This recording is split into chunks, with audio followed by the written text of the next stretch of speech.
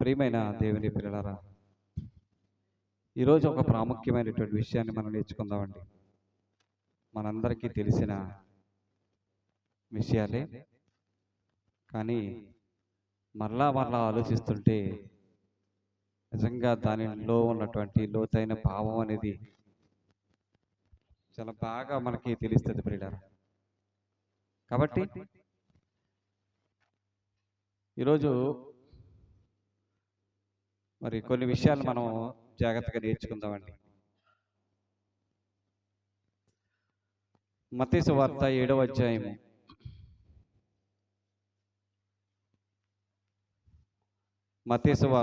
అధ్యాయము 21వ వచనం నుంచి మనకు తెలిసిన వచనాలేనండి.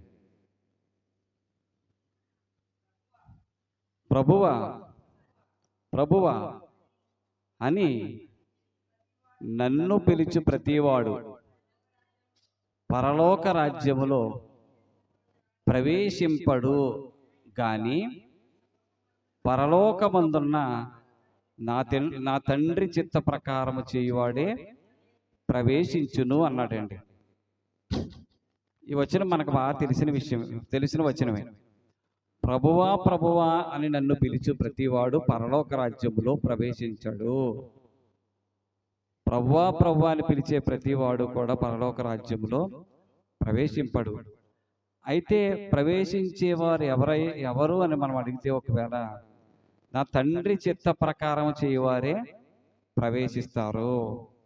ప్రభువా ప్రభు అన్నంత మాత్రాన పరలోకం వెళ్ళిపోతారనుకుంటే పొరపాటు అనేది ఇక్కడ తెలియజేస్తున్నాడు ప్రియులారా. అసలు ఇంతకీ ఈ విషయాన్ని ఎందుకు చెప్తున్నట్టు అంటే, ప్రజల స్థితి ఎలాగుంది అని అంటే, ప్రభువా ప్రభువా అంటే పరలోకం వెళ్ళిపోతాము అనుకుంటున్నారు అనమాట అండి.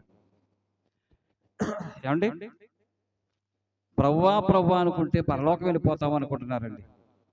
ప్రతిదానికి ప్రభువా, ప్రతిదానికి యేసయ్య, ప్రతిదానికి చాలా ఈ పదాలు ఉపయోగిస్తా చూస్తారా. అలా అనుకోవటం వల్ల పరలోకం వెళ్ళిపోతామేమో అనుకుంటున్నాం మనం. అని పిలిచే ప్రతివాడు కూడా పరలోక రాజ్యములో ప్రవేశింపలేడు. తండ్రి చిత్త ప్రకారం చేయవాడే ప్రవేశిస్తాడు అని చెప్పి ఒక విషయాన్ని చెప్తున్నాడండి. అనేకులు ఎలా ప్రవేశించడానికి ప్రయత్నిస్తున్నారో చెప్తున్నాడండి. అర్థమైందా? చదువుతాం చూడండి.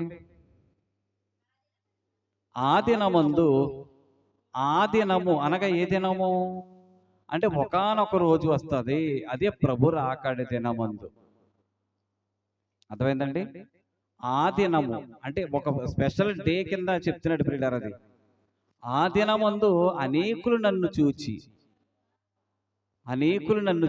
ఆ దినమందు అంటే ఒకానొక రోజు వస్తుంది ఖచ్చితంగా. ఆ రోజు అనేకులు చూస్తారు, నన్ను చూసి ప్రభువా ప్రభువా అన్నారు. వాళ్ళు కూడా ఇప్పుడు లోకంలో బ్రతికున్నంత కాలం ప్రభువా ప్రభువా అన్నారు. ఆయన వచ్చినప్పుడు కూడా ఆ గడియ టైంలో కూడా ఏమంటున్నారో తెలుసండి, ప్రభువా ప్రభువా మేము మీ నామమున ప్రవచింపలేదా, మీ నామమున దెయ్యములను వెళ్ళగొట్టలేదా, నీ నామమున అనేకమైన అద్భుతములు చెయ్యలేదా అని చెప్పుదురు. అప్పుడు యేసుప్రభు వారు ఏమంటానంటున్నాడు, నేను మిమ్మును ఎన్నడును ఎరుగను, అక్రమము చేయువారులారా నా యొద్ద నుండి పొండి అంటున్నాడు. చూసారా ప్రియులారా? అంటే ఒకానొక రోజున జరగబోయేటువంటి ఒక స్థితిని, ఆ సందర్భాన్ని ముందుగానే మన ప్రభువారు చెప్తున్నారండి. ప్రభువా ప్రభువా అని పిలిస్తే పరలోకం వెళ్ళిపోతారు అనుకుంటారేమో. అయితే ఆ రోజు పరిస్థితి ఎలాగుంటుందో తెలుసా? ఆ రోజు అనేకులు నా ముందుకు వచ్చి, ప్రభువా నీ నామమును మేము ప్రవచించలేదా, మీ నామమున మేము దెయ్యములు వెళ్ళగొట్టలేదా, మీ నామమున మేము అద్భుతములు చేయలేదా అని చెబుతారు నా ముందు. చెప్పినప్పుడు నేనేమంటాను, మిమ్మను ఎన్నడూ ఎరుగను అంటానండి. చూసారా ప్రియులారా? ఇక్కడ మీరు పాయింట్ జాగ్రత్తగా ఆలోచించండి. అద్భుతములు కానీ, ప్రవచనములు కానీ, దెయ్యాలను వెళ్ళగొట్టడం కానీ ఎవరి నామాన్ని చేశారు వీళ్ళు? యేసునామాన్నే, యేసుక్రీస్తు నామాన్నే చేశారు వీళ్ళు. నీ నామమున మేము ప్రవచింపలేదా? అర్థమైందా? చాలా మంది ఈరోజు ప్రవచించేస్తున్నాం అంటున్నారండి. ఏమండి? గొప్ప గొప్ప ప్రవచన వరం ఉందండి అంటున్నారు చాలా మంది. ప్రవచన వరం అంట. ఈ ప్రవచన వరం ఉన్న వాళ్ళు గతి ఏమైపోతుందంటండి? ఏమవబోతుంది? మిమ్మల్ని ఎన్నడూ ఎరుగనన్నాడండి. ఎన్నడు అంటే ప్రవచించినప్పుడు ఎరుగడా? అద్భుతములు చేసినప్పుడు ఎరుగడా? దెయ్యాలను కూడా వెళ్ళగొట్టారు కదా వీళ్ళు. అప్పుడు కూడా ఆయనకు తెలియదా? ఎందుకు అంటున్నాడంటే ప్రియులారా, అక్రమము చెయ్యువారలారా అన్నట్టు చూడండి, పదం చూడండి. అంటే మీరు చెయ్యవలసినది మీరు చేయలేదు. క్రమం ఒకటి ఉంది, మీరు ఏం చేశారు? అక్రమం చేశారు. అర్థమైందా? ప్రభువా ప్రభు అని పిలుస్తున్నారు, దెయ్యాలను వెళ్ళగొట్టారు, బాగానే ఉంది, ప్రవచించారు కూడాని, ఏమండి, అద్భుతాలు కూడా చేశారు. అయినా సరే మీరెవరో నాకు తెలియదు అంటున్నాడండి. ఎందుకు తెలియదు అంటున్నాడనంటే, ఎందుకు తెలియదని అంత ఖండితంగా చెప్తున్నాడంటే, వీళ్ళు చేసింది ఏంటో తెలుసండి? అక్రమము అన్నాడండి. అర్థమైందా? అంటే దెయ్యాలను వెళ్ళగొట్టినా సరే అదేంటనమాట? అక్రమమే అన్నాడు అనమాట. ఏమండి, ఈ మాటలు చదువుతున్నా కానీ ఎవరికి కూడా మనసులోకి వెళ్ళట్లేదండి. మేము చేసేది రైట్ అనుకుంటున్నారు వాళ్ళు. అర్థమైందా ప్రియమైన దేవుని పిల్లారా? చాలామంది మరి అంజూరపు పళ్ళు ఇచ్చి అంజూరపు పళ్ళు ఇస్తున్నారంటండి. ఏంటంటారు అది? అంజూరపు పండుగ. అక్కడ వెళితే అంజూరపు పండు ఇస్తారు, పిల్లలు లేకపోతే పిల్లలు పుట్టేస్తారు. ఏమండి, అంతా జరిగిపోద్ది, మీరే జరిగిపోద్ది. మన ప్రభువు చెప్తున్న మాట ఏంటి? మీరు చేస్తున్నది అక్రమము అంటున్నాడండి. ప్రియమైన దేవుని పిల్లలారా, ఆలోచించండి. క్రమం అనేది ఉంది కనుక ఆ క్రమ ప్రకారంగా మీరు చేయాలి. క్రమం అనేది ఉంటుంది, ప్రతిదానికి కూడా క్రమం ఉంటుంది. ఏ పని చేసినా దానికి క్రమం ఉంటుంది. అర్థమైందండి? ఏది లెక్క పెట్టినా క్రమం ఉంటుంది. మన ఇష్టం వచ్చినట్టు ఏదైనా లెక్క పెట్టామనుకోండి, ఇదిగో ఇన్ని ఇవి ఎన్నో లెక్క పెట్టాను ఇచ్చామనుకోండి ఎవరికైనా, అది ఎలా లెక్క పెట్టాలి? ఒకటి దగ్గర నుంచి ప్రారంభించి లెక్క పెట్టాలి. ఒకటో తీసుకుని 12 అన్నారు అనుకోండి, అది లెక్క క్రమమైనది? క్రమం కాదు. లెక్క పెట్టడానికి క్రమం ఉంది, ప్రతిదానికి ఒక క్రమం ఉంది. ఆ క్రమ ప్రకారంగా చేయకపోతే ప్రమాదాలు వస్తాయి కదండి. ప్రమాదమే కదా, ప్రాబ్లమే కదా. ఎలాగనేది మామూలుగా కూడా ఆలోచిస్తే ప్రియులారా, అక్రమము వలన నష్టం ఉంది. ఒక క్రమం ఉండాలండి, క్రమం పాటించాలి. ఎక్కడికైనా వెళ్ళాలనుకోండి, పిల్లలందరూ కూడా క్రమం పాటించాలి. ఒక లైన్గా వెళ్తుంటారు సార్, అప్పుడప్పుడు పిల్లలు ఒక క్రమం పాటించాలంటాం.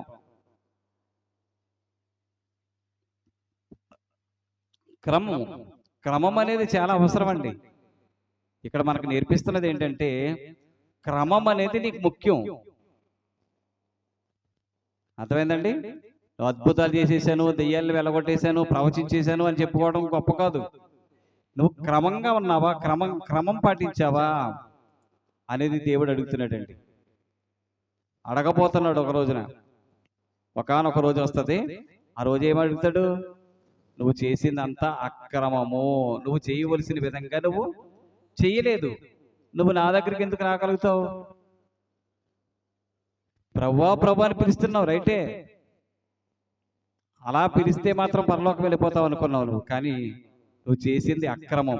అద్భుతాలు చేశానని చెప్తున్నావు, దెయ్యాలను వెళ్ళగొట్టానని చెప్తున్నావు, ప్రవచించాను కదా ప్రభువా నీ నామమునే అని చెప్పావు, రైటే. కానీ నువ్వు చేసినటువంటి విధానం అది కరెక్ట్ పద్ధతి కాదు, క్రమం కాదు. ప్రియమైన దేవుని పిల్లలారా, క్రమము అక్రమము అనేది ఉన్నది ప్రియులారా. మనకి మనకి క్రమము అక్రమము అది ఎలాగుంటుందో మరి మత్తయి సువార్త 25వ అధ్యాయంలో చెప్పుకుంటూ వచ్చాడండి. క్రమము. నీతిమంతులను చూసి ఏమన్నాడో తెలుసండి, అక్కడ తన కుడివైపున ఉన్న వారిని చూచి అన్న మాటలు ఒకసారి గుర్తు చేసుకోండి. 25వ అధ్యాయము కుడివైపున ఉన్న వారిని చూచి 35వ వచనమా 34 చూసారా? ఈ సందర్భం మనందరికీ తెలుసు. కుడివైపున ఉన్న వారిని చూసి ఏమన్నాడో తెలుసండి, క్రమంగా నడుచుకున్న వారి ఉద్దేశించి మాట్లాడుతున్న విషయం అండి. మాట సందర్భం క్రమం పాటించిన వాళ్ళు వీళ్ళు. అర్థమైందా? క్రమం పాటించిన వాళ్ళు, అక్రమంగా నడుచుకున్న వాళ్ళు ఇవన్నీ చేయలేనివి, ఇవి చేయలేదు వాళ్ళు. అవి ఏంటో చూడండి ప్రియులారా. నా తండ్రి చేత ఆశీర్వదించబడిన వారులారా రండి, లోకం పుట్టినది మొదలుకొని మీ కొరకు సిద్ధపరచబడి ఉన్న రాజ్యమును స్వతంత్రించుకోండి మీరు. చూసారా? క్రమం క్రమం ఇది, క్రమం అంటుండేది. ఈ పక్కన పడేసి ప్రవచించలేదా ప్రభా, దెయ్యాలను వెళ్ళగొట్టలేదా ప్రభా, అద్భుతములు చేయలేదా ప్రభా అంటున్నారంటండి. ఎంత దారుణం అది.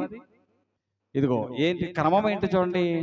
నేను ఆకలి కొంటిని, మీరు నాకు భోజనం పెట్టారయ్యా మీరు. ఇది క్రమం. తర్వాత దప్పికొన్నాను కదా నేను, నాకు దాహం ఇచ్చి తిరిగి పరదేశిగా ఉన్నాను నేను, నన్ను చేర్చుకున్నారు మీరు. ఇవన్నీ ఏమైనా చేస్తారండి? ఇవన్నీ చేస్తారు ఎవరైనా? చేయట్లేదు. అక్రమం మాత్రం చేస్తున్నారు. ప్రియులారా చూడండి, దిగంబరిగా ఉన్నాను నేను, నాకు బట్టలు ఇచ్చారు మీరు. రోగినై ఉన్నాను, నన్ను చూడటానికి వచ్చారు కూడా మీరు. చెరసాల్లో కూడా ఉన్నాను కదా, అప్పుడు కూడా మీరు వచ్చారు నా దగ్గరికి అని చెప్పాను. చూసారా ప్రియులారా? ఇవన్నీ క్రమం అండి. నీతిమంతులను ఉద్దేశించి, నీతిమంతులు ఎలాగా కుడివైపుకి వచ్చారు వాళ్ళు, ఆ గుంపులో చేర్చబడ్డారు వీళ్ళు. క్రమంగా ఉన్నారు వీళ్ళు. ఆకలి కొన్న వారికి ఆకలి ఆహారం పెట్టారు, తప్పికొన్న వాళ్ళకి దాహం తీర్చారు. ఏమంటే గిన్నెడు చల్లీళ్ళు ఇస్తే తన ఫలం పోగొట్టుకోరు అన్నాడు యేసుప్రభు వారు బ్రతికున్న కాలంలో. దానికి తగ్గట్టుగా వీళ్ళ ప్రవర్తన ఉంది. తప్పికొన్న వాళ్ళకు నీళ్ళు ఇచ్చారు. చెరసాల్లో ఉన్నప్పుడు చూడటానికి వచ్చారు. రోగి ఉన్నాడు, చూశారు. బట్టలు లేనప్పుడు, వస్త్రాలు లేనప్పుడు వస్త్రాలు ఇచ్చారు. దిగంబరిగా ఉన్నప్పుడు చూసారు ప్రియులారా? ఇది క్రమం. అలాగే అక్రమం గురించి చెప్పాడు చూడండి. ఇవి చేయలేదంట వాళ్ళు చేయలేదంట. ఎన్నో వచనం అది? ఎడమవైపునున్న వారిని చూచి నా తండ్రి చేత శపించబడిన వారలారా. అపవాదికి 40-41 చూడండి. అప్పుడు ఆయన ఎడమవైపునున్న వారిని చూచి శపించబడిన వారలారా. ఎలా శపించబడ్డారు వీళ్ళు? ఏమండి ఎలా శపించబడ్డారు? చెయ్యవలసింది చేయలేదు వీళ్ళు, చేయవలసింది చేయలేదు. అలాగే ప్రియులారా మనము కూడానండి చెయ్యవలసినవి చేయకపోతే ప్రమాదంలో పడిపోతాం ప్రియులారా. రైట్, ఏమంటారు చూడండి. నన్ను విడిచి, చూసారా ఎవరిని వదిలేశారు వీళ్ళు? దేవుళ్ళు వదిలేశారు, ప్రభువులు వదిలేశారు. అర్థమైందా? నన్ను విడిచి అపవాదికిని వాని దూతలకును సిద్ధపరచబడిన నిత్యాగ్నిలోనికి పోవడి మీరు. నేను ఆకలి కొంటిని, భోజనం పెట్టలేదంటండి వీళ్ళు. దప్పికొన్నప్పుడు కూడా నీళ్ళు ఇవ్వలేదంట. పరదేశిగా ఉన్నప్పుడు వాళ్ళు చేర్చుకోలేదు. దిగంబరై ఉన్నప్పుడు బట్టలు ఇవ్వలేదంట వీళ్ళు. రోగినై చెరసాల్లో ఉన్నాను, చూడరాలేదు మీరు. అందుకు వారు, ప్రభువా నీవెప్పుడు ఆకలిగా ఉన్నావయ్యా? చదవండి త్వరగా. నేను ఆకలి కొంటిని. కొంచెం ముందుకు చదవండి అమ్మా. ప్రభువా నేనెప్పుడు నీవు ఆకలి కొని ఉండుటే నేను, దప్పి కొని ఉండుటే నేను, పరదేశిగా ఉన్నప్పుడే ఉంటే నేను, దిగంబరిగా ఉండటం, రోగి అయి ఉండటం, చెరసాలలో ఉండుటే నేను చూచి నీకు ఉపచారం ఎప్పుడు చేయలేదు నేను? అసలు ఎప్పుడు చేయకపోతే మేము అని అడుగుతున్నారు. అందుకు ఆయన ఏమన్నాడో తెలుసండి, మిక్కిలి అల్పులైన ఈ వీరిలో ఒకనికి కూడా మీరు చేయలేదంటండి. చూసారా? మిక్కిలి అల్పులైన వీరిలో ఒకనికైనా సరే మీరు కనీసం ఇలా చేయలేదు అన్నాడండి. అందుకే మిమ్మల్ని శపించుతున్నాడు, శపించబడిన వారలారా అన్నాడండి. చూసారా ప్రియమైన దేవుని పిల్లారా, అక్రమం వల్ల ఎలాంటి ప్రమాదం వచ్చింది వీళ్ళకి? అక్రమంగా నడుచుకోవటం వల్ల అసలైనటువంటి వాటిని ప్రక్కన పడేసి అవసరం లేని వాటిని పట్టుకుని వేలాడుతూ పరలోకాన్ని పోగొట్టుకునేటువంటి వాళ్ళు ఉన్నారు ప్రియులారా. అర్థమైందండి? మనకు బాగా తెలిసినటువంటి మాట, అక్రమము విస్తరించుట చేత అనేకులలో ప్రేమ చల్లారును అనుకుంటుందండి 24వ అధ్యాయంలో.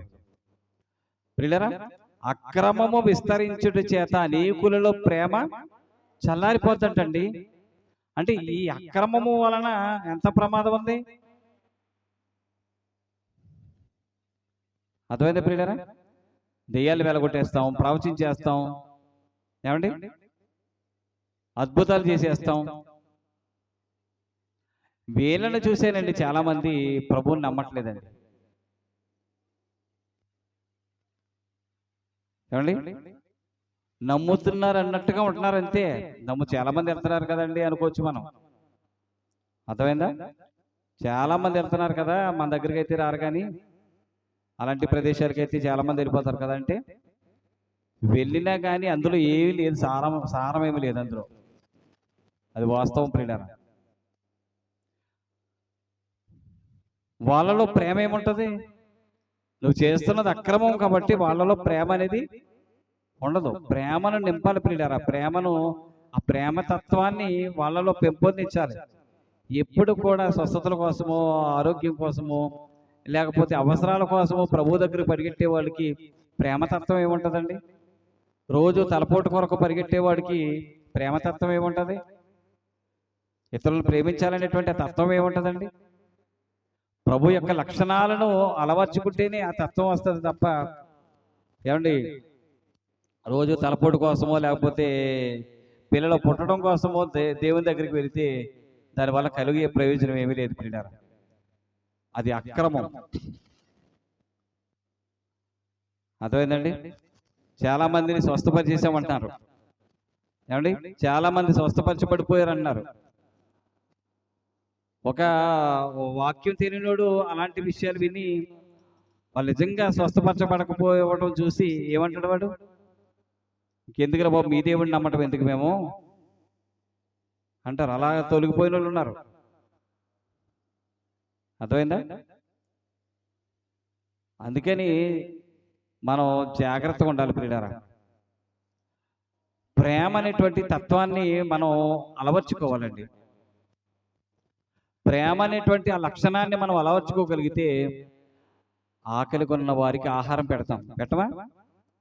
ప్రేమ అనేటువంటి లక్షణం ఉంటే దప్పికొన్న వారికి నీళ్ళు ఇస్తాం కదండి, ఏమండి పరదేశిగా ఉన్నప్పుడు చేర్చుకుంటాం కదా. ప్రేమ అనేటువంటి లక్షణం ఉంటే అక్రమం వలన ఏం జరిగిందంట? అక్రమం వలన ఏం జరుగుతుంది? ప్రేమ చల్లారిపోతుంది. ఆ ప్రేమే ఉంటే ఆకలిగా ఉన్న వారికి ఆహారం పెట్టగలుగుతాం, దప్పికొన్న వారికి నీళ్ళు ఇవ్వగలుగుతాం, వస్త్రం మరి దిగంబరిగా ఉన్నప్పుడు వస్త్రాలు ఇవ్వగలుగుతాం. ప్రేమ ఉంటే. ఆ ప్రేమే లేనప్పుడు ఇవన్నీ ఏం చేయగలుగుతాం? చేయలేము. అక్రమము విస్తరించటం వల్ల ఎంత సమస్య ఏర్పడుతుందో మనకు అర్థం అవ్వాలి ప్రియులారా. ప్రేమ చల్లారిపోతే ఇవన్నీ చేయగలుగుతాడా? చేయరు. ఆలోచించండి ప్రియమైన దేవుని ప్రియులారా. ఏమండి, కొన్ని ఇంపార్టెంట్ విషయాలు చెప్పాడండి. వాటన్నిటిలో కూడా ఒక మూడింటిని ఇంపార్టెంట్గా చెప్పాడండి. అర్థమైందా మీకు? 1 కొరింథీ పత్రిక 13వ అధ్యాయము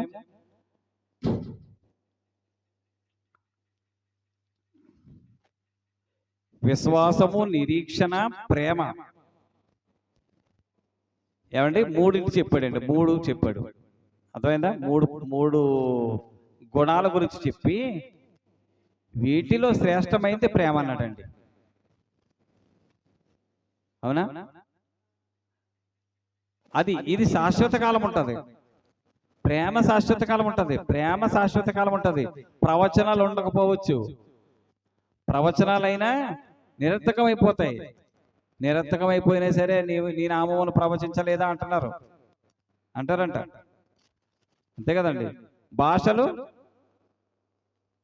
భాషలు నిలిచిపోతాయి, జ్ఞానము కూడా నిలిచిపోతాయి, ఉండదు, నిరర్థకమైపోతాయి. కానీ శాశ్వత కాలం ఉండేది ఏంటో తెలుసా? ప్రేమ. ఆ ప్రేమను పాడు చేసేది ఏంటో తెలుసా? అక్రమం. ఆ ప్రేమ లేకుండా చేసేది ఏంటి? అక్రమం. చూసారా ప్రియులారా? దేవుడు నిన్ను ఎలా నడుచుకోమన్నాడో, ఎలా ఉండమన్నాడో అలా ఉంటే క్రమం ప్రియులారా. అది క్రమం లేకుండా నువ్వు చేస్తే, ఏమండి, క్రమం లేకుండా చేస్తే అది ఎలాంటి ప్రమాదానికి దారితీస్తుంది అంటే ప్రేమ చల్లారిపోయే విధంగా చేస్తుంది ప్రియులారా. అర్థమైందండి?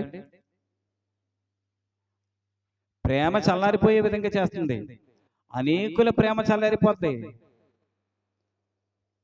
ఈ ప్రేమ చల్లారిపోవడానికి గల ప్రధాన కారణం ఏంటన్నాడు? ఆ అక్రమము విస్తరించుట చేత. నిజంగా ప్రియులారా, క్రమము నేర్చుకోవాలండి ఖచ్చితంగా. క్రమము లేకపోతే చాలా ప్రాబ్లమేనండి. క్రమం లేకపోతే ప్రమాదం ప్రియులారా. ఏమండి, రోమీయులకు రాసిన పత్రిక 13వ అధ్యాయము, రోమీయులకు రాసిన పత్రిక 13వ అధ్యాయము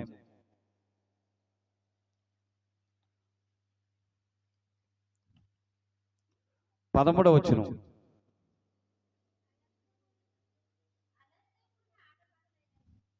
పదమూడవ అధ్యాయం 13వ వచనం. 13వ అధ్యాయము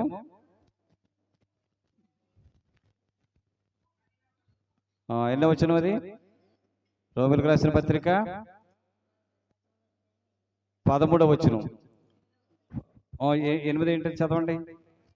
ఒకనినొకడు ప్రేమించుట విషయంలో తప్ప మరేమియు ఎవనికిని అచ్చి ఉండకూడదంటండి.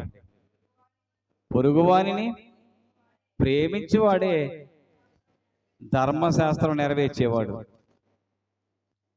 అర్థమైందా ప్రియులారా? ప్రేమ అనేది శాశ్వత కాలం ఉండేటువంటిది. ఈ ప్రేమ చల్లారిపోతుందంటే గల కారణం అక్రమం విస్తరించిపోవడం వల్లేనండి. ఇలాంటి వాళ్ళు ఎక్కువైపోయారండి. ప్రభువా అని పిలిచేవాళ్ళు, ప్రవచిస్తున్నామని చెప్పేవాళ్ళు, ఏమండి, అద్భుతాలు చేస్తున్నామని చెప్పేవాళ్ళు, దయ్యాలను వెళ్ళగొడుతున్నామని చెప్పేవాళ్ళు ఈ రోజుకి ఎక్కువగా ఉన్నారు ప్రియులారా. ఏమండి, టీవీ ఓపెన్ చేస్తే చాలు వాళ్ళ ప్రసంగాలే. ఏమండి, సత్యం ప్రకటించేది తక్కువ, సత్యాన్ని ప్రకటించడం తక్కువ అండి. అసత్యం మాత్రం ఎక్కువగా ప్రకటన జరుగుతుందండి. ఎందుకంటే అపవాది వాడు గర్జించు సింహం వల్లే ఎవరిని మృంగుతున్నా అని చూస్తున్నాడు కదా. వాడు జాగ్రత్తగా వాడి వైపు లాగేసుకుంటాడు, క్రమం లేకుండా చేసేస్తున్నాడు. అర్థమైందండి?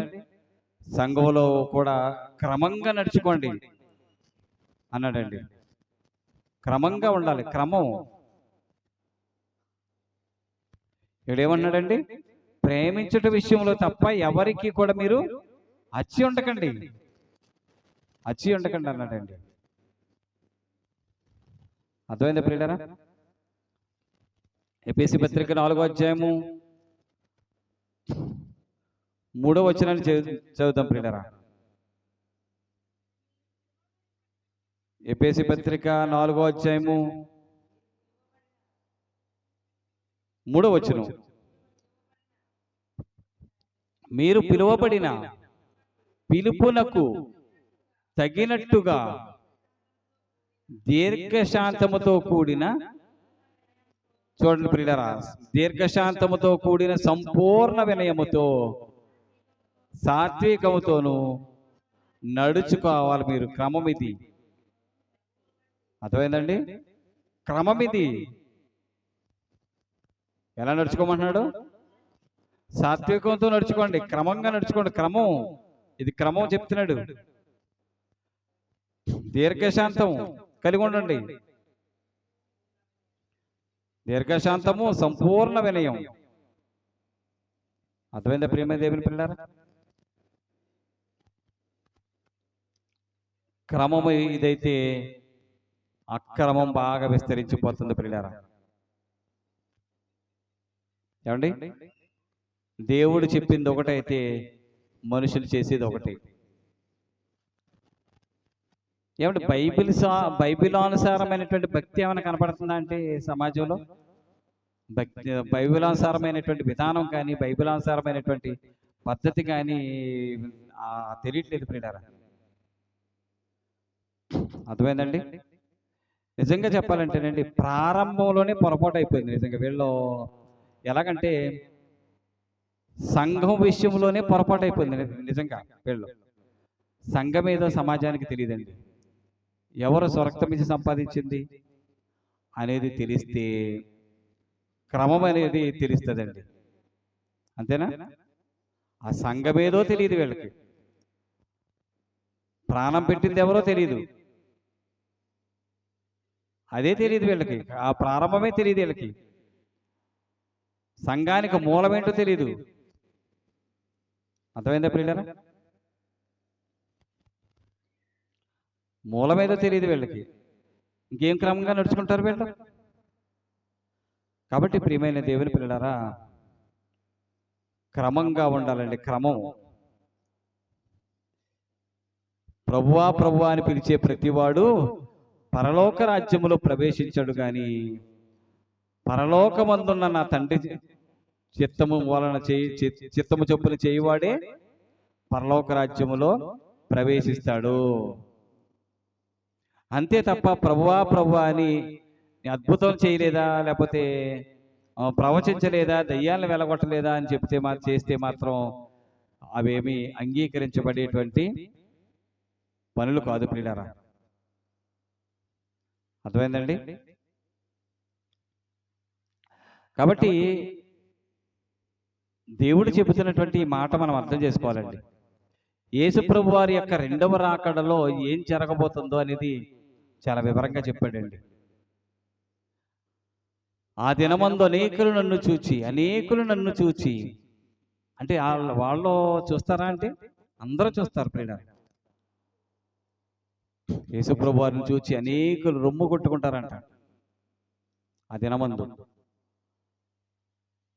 ఏమండి? రొమ్ము కొట్టుకున్న ఉపయోగం ఉందంటే లేదు.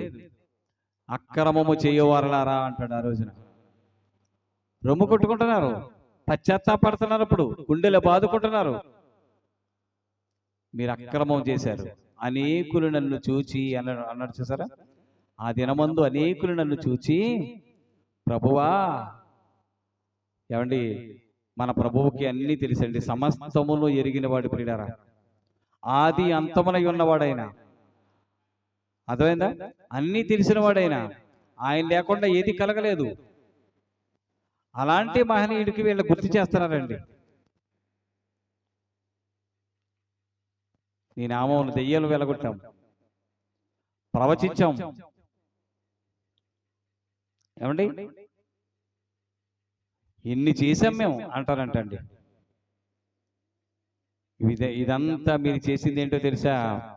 అక్రమము. మీరు చేసినవన్నీ కూడా అక్రమము. 1 కొరింథీ పత్రిక 13వ అధ్యాయం 8వ వచనం ఒకసారి మరలా గుర్తు చేసుకుందాం ప్రియులారా. 1 కొరింథీ పత్రిక 13వ అధ్యాయము 8వ వచనం. ప్రవచనములైనను నిరర్థకములగును భాషలు నిలిచిపోతాయి. ఏమంటే ఇక్కడ మీరు ఆలోచించండి ఒకసారి. భాషలు అనేసరికి ఒకప్పుడండి ప్రారంభంలో అపోస్తలులు భాషలు మాట్లాడారండి. ఇది మనకు తెలిసిన విషయమే, గుర్తు చేస్తున్నానండి అంతే. ఏమండి, ప్రారంభంలో అపోస్తలులు భాషలు మాట్లాడారండి. భాషలు మాట్లాడుతుంటే ఆ యెరూషలేములో ఎంతమంది ఉన్నారో తెలుసండి? సుమారుగా 15 దేశాల ప్రజలు ఉన్నారండి అక్కడ. ఒక దేశ ప్రజలు కాదు వాళ్ళు. అక్కడ లిస్ట్ ఇచ్చాడు. అక్కడ అపోస్తలుల గారి 2వ అధ్యాయంలో మీరు చూస్తే అక్కడ లిస్ట్ ఇచ్చాడు. 15 దేశాల వాళ్ళు అక్కడ ఉన్నారు. వాళ్ళ 15 దేశాల వాళ్ళకి కూడా దేవుని మాటలు అర్థం అవ్వాలంటే ఎలా మాట్లాడాలి? మరి ఎలా మాట్లాడాలి? వీళ్ళకిలాగా ఇప్పుడు మాట్లాడుతున్నారు చూసారా? ఇప్పుడు వీళ్ళ భాషలు మాట్లాడేస్తున్నారు చాలా మంది ఏ భాషలు మాట్లాడేస్తున్నారు వాళ్ళకే తెలియదు. ఎందుకని ఆ భాష ఏంటో చెప్పరా బాబు అంటే వాడికి తెలియదు. దేవుడు నీతో మాట్లాడుతున్నాడు అంటాడు, లేదా దేవుడు నాతో మాట్లాడుతున్నాడు అంటాడు. అర్థమైంది ప్రియులారా? భాష అంటే నిర్వచనం తెలిసినవాడు అసలు ఆ పదాలు వాడండి. భాష అంటే ఏంటి? మనసులో ఉన్నటువంటి భావాలను ఎదుటివానికి అర్థమయ్యే రీతిలో చెప్పేదే భాష. అంతే కదండి? మనసులో ఉన్నటువంటి భావాలు, ఆలోచనలు ఎదుటివానికి అర్థమయ్యే రీతిలో చెప్పేదే భాష. ఆ చెప్పడమే భాష అంటారు దాన్ని. అర్థమైందా? ఇప్పుడు వీడు చెప్తున్న భాష ఎవరికి అర్థమవుతుంది? చక్కరబర అంటాడు, ఎవరికి అర్థమవుతుంది? ఎవరికి అర్థమవుతుంది? అది ఏ భాష మరి తెలియదు. ప్రియమైన దేవుని పిల్లలారా, భాష అనగానే నిజంగా పరిశుద్ధాత్మ భాష అంటే ఎలా ఉండేదంటే అండి, ఆ 15 దేశాల వాళ్ళు వచ్చినా సరే 15 దేశాల వాళ్లకు అర్థమైందండి. అర్థమైందండి? ఏ దేశంలో మాట్లాడేటువంటి భాష ఆ దేశవాసులకు అర్థమైంది. అక్కడ కప్పదొకియా నుంచి వచ్చిన వాళ్ళు ఉన్నారు, వాళ్ళ భాష ఉంటుంది. ఏమండి, రకరకాల దేశాల ప్రజలు ఉన్నారు అక్కడ. మాదీయులు, ఎలామీయులు వీళ్ళందరూ ఉన్నారు కదండి. మెసొపొతేమియన్లు వీళ్ళందరూ ఉన్నారు. వాళ్ళ భాషల్లో వాళ్ళకి అర్థమైపోతుంది. వాళ్ళకి మతిపోయిందండి ఆ రోజు నిజంగానే. అయ్యి బాబు, మన భాషల్లో వీళ్ళు మాట్లాడేస్తున్నారేంటి? అసలు పాండిత్యం తెలియదు వీళ్ళకి. ఇంత పాండిత్యం ఎలా వచ్చింది వీళ్ళకి? ఏమైనా మత్తులో గిని ఉన్నారా ఏంటి అనుకున్నారండి వాళ్ళు. అప్పుడు పేతురు గారు నిలబడి ప్రారంభించాడండి ప్రసంగం. 2వ అధ్యాయం 14 నుంచి మనందరికీ తెలిసిందే. ప్రసంగం ప్రారంభించాడు. అందరికీ అర్థమయ్యే రీతిలో మాట్లాడాడు ప్రియులారా. అందరికి అర్థమయ్యే రీతిలో మాట్లాడిన భాష. అక్కడ అనేక దేశాల ప్రజలు ఉన్నారు. వాళ్ళందరికీ భాషలతో మాట్లాడితే అందరికి అర్థమైంది. వాళ్ళు ఆశ్చర్యపోయారు కదా. ఎన్నో వచనం? 12వ వచనమా? 2వ అధ్యాయము 12వ వచనం. అందరు విభ్రాంతి ఉంది. చూసారండి? ఎటు తోచక మతిపోయిందనమాట. ఇది ఏమగును అని ఒకరితో ఒకరు చెప్పుకొనిరి. కొందరైతే ఇదిగో క్రొత్త మద్యం తాగారనుకున్నారండి వీళ్ళు. ఆ, అపహాస్యం చేశారు. చూసారు ప్రియులారా, అలాంటి వాళ్ళు కూడా ఉంటారండి అక్కడ. అర్థమవుతుంది, కానీ వీళ్ళు ఏమనుకుంటున్నారు, కొంతమంది అయితే విభ్రాంతి నొందారు. ఎటు తోచలేదు వాళ్ళకి, ఆశ్చర్యపోయారు నిజంగా. ఏంటి మన భాషలో వీళ్ళు మాట్లాడేస్తున్నారు ఏంటి వీళ్ళు, యెరూషలేము వాసులు? ఏమండి, ఆశ్చర్యపోయారు వాళ్ళు, ఆశ్చర్యపోయారు, విభ్రాంతి నొందారు. అందరికీ అర్థమయ్యే భాషలో మాట్లాడారు ప్రియులారా, అందరికీ అర్థమవుతుంది. ఏ దేశ భాష అయినా సరే, ఏ దేశ భాష కలవాళ్ళు అక్కడ ఉన్నా సరే, వాళ్ళందరికీ ఆ భాష అర్థమైంది ప్రియులారా. అంటే పరిశుద్ధాత్మ దేవుడు మాట్లాడితే కోట్ల మంది ప్రజల, ప్రపంచానికి అంతటికీ అర్థమవుతుందండి. ప్రపంచములో ఎంతమంది ఉన్నారో, ఎన్ని భాషలైతే ఉన్నాయో వాళ్ళందరికీ అర్థం అవ్వాలి మనం మాట్లాడితే ఆ భాష. అర్థమైందండి? పరిశుద్ధాత్మ భాష అంటే ఎలా ఉంటుంది అనమాట? పరిశుద్ధాత్మ దేవుడు మాట్లాడితే ఏ దేశ ప్రజలకు ఆ భాష అర్థమవుతుంది, ఆ భాషలో వాళ్ళకి అర్థమవుతుంది, వాళ్ళ మాతృభాషలో అర్థమవుతుంది, మాతృభాషలో అర్థమవుతుంది. ఇప్పుడు ఒక్కొక్కడు ట్రాన్స్లేట్ చేస్తారు చూసారా, ట్రాన్స్లేషన్స్. ట్రాన్స్లేటర్ ఎందుకు పెట్టుకున్నాడంటే మనకి సరిగ్గా రాదు కదా ఇంగ్లీషు, అందుకు తెలుగులో చెప్పడానికి ట్రాన్స్లేటర్ పెట్టుకున్నారు. కానీ పరిశుద్ధాత్మ భాష అలా ఉండదు, మనకు వచ్చిన భాషలోనే మనకు అర్థమవుతుంది. అర్థమైందా? అది పరిశుద్ధాత్మ భాష గొప్పతనం. వీళ్ళు ఏమనుకుంటున్నారు, ఏదో అన్య పదాలు మాట్లాడేస్తే ఇది పరిశుద్ధాత్మ భాష అనుకున్నారు. ఇదంతా అక్రమము ప్రియులారా, ఇది అక్రమమేనా? అక్రమంగా నడుచుకున్నారు. నువ్వు చేయవలసిన మానేసి, ప్రేమించటం మానేసి భాషలేంటి అసలు? ప్రేమించటం మానేసి ప్రవచనములేంటి? ఏమండి, ప్రేమించటం మానేసి అద్భుతాలు ఏంటండి? తలపోటును తగ్గించడం ఏంటి, కడుపు నొప్పులు తగ్గించడం ఏంటి? ప్రేమించటం మానేసి నువ్వు చేయవలసింది నువ్వు చేయకుండా, ఏమండి, ఇవి చేస్తే ఏం ఉపయోగం లేదు ప్రియులారా. నువ్వు చేయవలసింది నువ్వు చెయ్యాలి, అదే తండ్రి చిత్త ప్రకారంగా చేయాలి. అర్థమైందా? తండ్రి చిత్త ప్రకారం చేయువాడే పరలోక రాజ్యంలో ప్రవేశిస్తాడు, అంతేగాని వాడికి నచ్చినట్టు చేస్తే పరలోక రాజ్యంలో ప్రవేశించలేడు. ప్రవచిస్తాను ప్రభువా అంటే కుదరదు. అవి ఎంతకాలం జరిగాయో అంతకాలం జరిగాయి, అక్కడితో స్టాప్. అది అర్థమైందండి? కొన్ని ఎక్కడి వరకు జరగాలో అక్కడి వరకే జరుగుతాయి, అక్కడితో ఏం చేయాలి, ఆఫ్ చేసేయాలి, స్టాప్ అక్కడితోటి. అర్థమైంది ప్రియులారా? కొన్ని ఎక్కడి వరకు జరగాలో అక్కడి వరకే జరగాలి. అలాగే ప్రియులారా, ఈ భాషలు కానీ, ప్రవచనాలు కానీ, ఈ అద్భుతాలు కానీ ఒకప్పుడు ప్రారంభంలో జరిగాయి. ఎంతవరకు జరిగాయి? వాక్యాన్ని స్థిరపరచడానికి జరిగాయి. వాక్యం స్థిరపడిపోయింది. ఏమండి, యోహాను గారు రాస్తూ యేసు దేవుని కుమారుడని నమ్మునట్లు ఇవి వ్రాయబడిన అన్నాడు. యేసు చేసినటువంటి కార్యాలు అనేకం ఉన్నాయి, అవన్నీ రాస్తే గ్రంథం పెద్ద గ్రంథం అయిపోద్ది, భూలోకం కూడా సరిపోదు అన్నాడు. ఇదిగో మీకు సరిపోతాయి ఇవి, ఈ అద్భుతాలు మీరు చదువుకుంటే మీలో మార్పు వస్తుంది, ఇవి సరిపోతాయి అన్నాడు. ఇంకా ఎందుకు అద్భుతాలు అంటే ప్రియులారా, అక్రమము చేస్తున్నారు. అది సమాజానికి ఎలా తెలుస్తుందండి బాబు నిజంగానే? క్రమం క్రమం అనేది తెలియనివ్వట్లేదండి. క్రమం అనేది తెలియనివ్వట్లేదు. అర్థమైందా? మీరు మీరు భయంకరమైన వేదనతో బాధపడుతున్నారా? రండి అన్నాడు అంతే.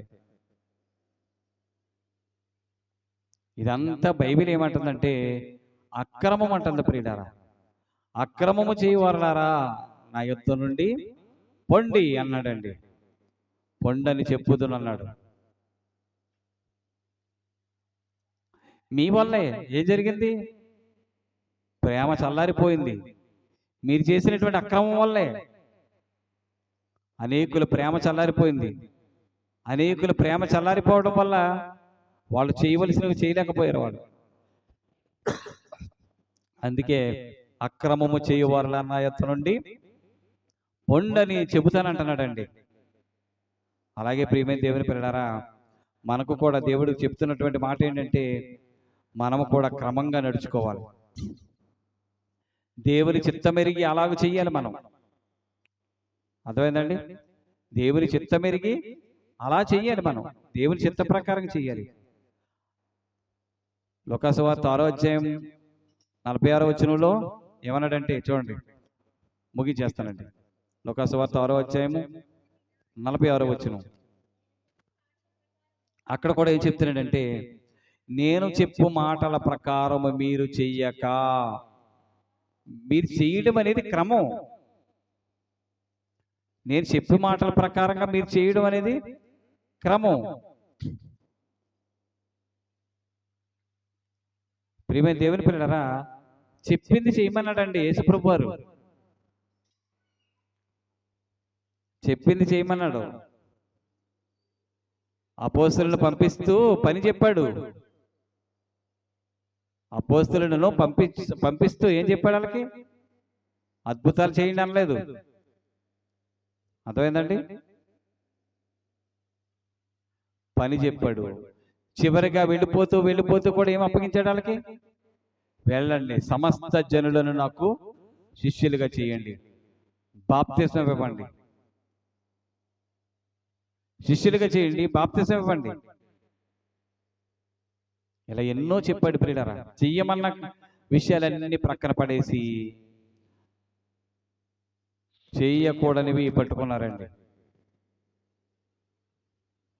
ఇలాంటి పరిస్థితుల వల్ల ఏం జరుగుతుందంటే అక్రమము విస్తరించిపోతుందండి. నిజంగానే విస్తరించిపోయిందండి. నిజంగా చూడండి ప్రియులారా, ఏ టీవీలో చూడండి, అక్రమంగానే కనపడుతుందండి. అక్రమమే కనపడుతుంది ఎక్కువ. ప్రేమ ఎక్కడుంది? ప్రేమతత్వాన్ని నేర్పించేది ఎవరు? ప్రేమ కలుగు నడుచుకోండి అని చెప్పేది ఎవరు? నీకు సమస్యలు ఉన్నాయా రండి అన్నాడు అంతే. ప్రియమైన దేవుని పిల్లలారా, అక్రమంగా నడుచుకుంటే పొండనిపించుకుంటామండి. పొండంటాడు. క్రమంగా నడుచుకుంటే ఆశీర్వదించబడిన వారులారా రండి అంటాడు. అదే జరగబోయేది అంతే. క్రమంగా నడుచుకుంటే ఆశీర్వదించబడిన వారులారా రండి, అక్రమంగా నడుచుకుంటే శపించబడిన వారులారా పొండి అంటాడండి. నా యొద్ద నుండి పొండి. ఎందుకంటే మీరు చేయవలసినవి చేయలేదు. మీరు అర్థమైందా? ఆకలిగా ఉన్నప్పుడు ఆహారం పెట్టారా? మీరు పెట్టలేదు. మీరు చేయవలసినవి మీరు చేయలేదు. కాబట్టి నా యొద్ద నుండి పొండి అని చెప్పేటువంటి ఒక రోజు రాబోతుంది ప్రియులారా.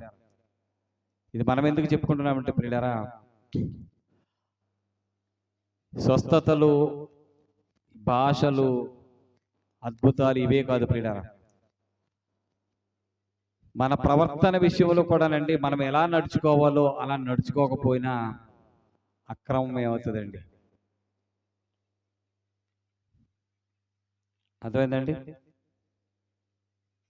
మనం ఎలా నడుచుకోవాలో అలా నడుచుకోకపోయినా ఏమవుతుంది? అది అక్రమమే అవుతుంది.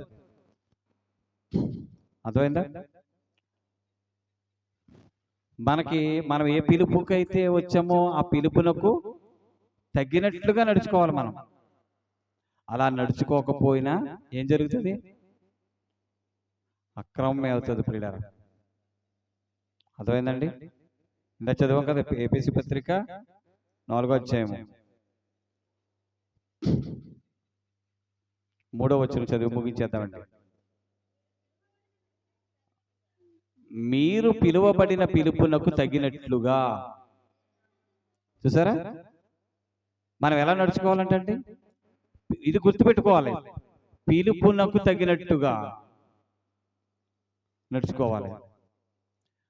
మనం పిలువబడినటువంటి ఆ పిలుపునకు తగినట్లుగా నడుచుకోవాలి. మనం అలా నడుచుకోకుండా అవసరాల కోసమో మరి అద్భుతాల కోసమో ప్రభువు నమ్మితే అది అక్రమం అవుతుంది. అర్థమైందా? మనల్ని ఎందుకు ఇలా ప్రత్యేకపరుచుకున్నాడు? మనల్ని ఎందుకు సెపరేట్ చేశాడు? ఇదిగో నడుచుకోవడానికి. ఎలా నడుచుకోవడానికి? క్రమంగా నడుచుకోవడానికి, పిలుపునకు తగినట్లుగా నడుచుకోవడానికి. చూడండి అక్కడ ఏమన్నాడు? దీర్ఘశాంతం కూడిన సంపూర్ణ వినయముతోనూ సాత్వికముతోనూ నడుచుకొనవలెనని ప్రభువును బట్టి ఖైదీనైన నేను మిమ్మల్ని బతిమాలుతున్నాను అన్నాడండి పౌలు. బంధకంలో ఉన్నాడైనా, ఖైదీగా ఉన్న ఆయన ఏమి కోరుకుంటున్నాడు? ఏం కోరుకుంటున్నాడు? ఇదిగో మీరు ఏ పిలుపునకు లోబడి వచ్చారు, మీరు ఏ ఆహ్వానం మేరకు మీరు వచ్చారో, ఆహ్వాన ప్రకారంగా ఆ పిలుపుకు తగినట్టుగా మీరు సంపూర్ణమైన వినయముతో, దీర్ఘశాంతము, సంపూర్ణమైన వినయముతోను దీర్ఘశాంతముతోను సాత్వికము ఇవన్నీ కలిగి నువ్వు నడుచుకోమన్నాడండి. అంటే మనల్ని పిలిచింది ఎందుకు? ఇవి కలిగి నడుచుకోవడానికేనండి. అర్థమైందా? మనల్ని ఎందుకు పిలిచాడు?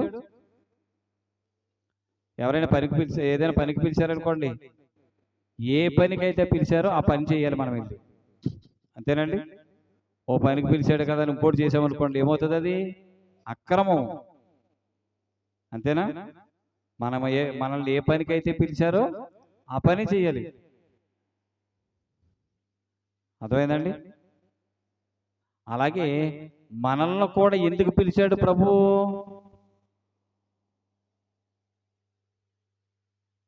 4వ అధ్యాయం 3వ వచనం ఏం చెప్తుంది? ఎఫెసీ పత్రిక అందరూ చూస్తున్నారు కదా, 4వ అధ్యాయము 3వ వచనం ఏం చదువుతున్నాం మనం? మీరు పిలువబడిన పిలుపు అన్నాడు. అర్థమైందా? మీరు పిలువబడిన పిలుపునకు తగినట్టుగా. ఇది గుర్తుపెట్టుకోవాలి మనం ఖచ్చితంగా. ఎందుకు పిలువబడ్డాం మనం? ఆ పిలుపును గుర్తుపెట్టుకోవాలి ప్రియులారా. మీరు పిలువబడిన పిలుపునకు తగినట్టుగా దీర్ఘశాంతముతో కూడిన సంపూర్ణ వినయముతో. వినయం ఎలా ఉండాలంటండి? దీర్ఘశాంతంతో కూడిన వినయం చూపించాలంటండి మనం. అర్థమైందా? ఎలాంటి వినయం చూపించాలంట? ఎలాంటి వినయం చూపించడానికి మనం పిలువబడ్డామంటండి? దీర్ఘశాంతముతో కూడిన సంపూర్ణ వినయము, సాత్వికము ఇవి కలిగి మీరు నడుచుకోండి అని ప్రభువుని బట్టి ఖైదీనైన నేను మిమ్మల్ని బతిమాలుకుంటున్నానన్నాడండి. బతిమాలుకుంటున్నాడంటండి. మీరు ఎందుకైతే పిలువబడ్డారో ఆ పిలుపుకు తగ్గినట్టుగా ఉండండి మీరు అన్నాడండి. అది క్రమం. అర్థమైందా? అక్రమం ఏంటి? మనకు నచ్చినట్టు బ్రతకడం. అర్థమైందా ప్రియులారా? దయచేసి అక్రమంగా నడుచుకుంటే శపించబడిన వారులారా అంటాడు. క్రమంగా నడుచుకుంటే ఆశీర్వదించబడిన వారులారా రండి అంటాడు. దేనికి సిద్ధపడ్డామో ఒకసారి పరిశీలించుకోవాలి ప్రియులారా. దేనికి సిద్ధపడదాం?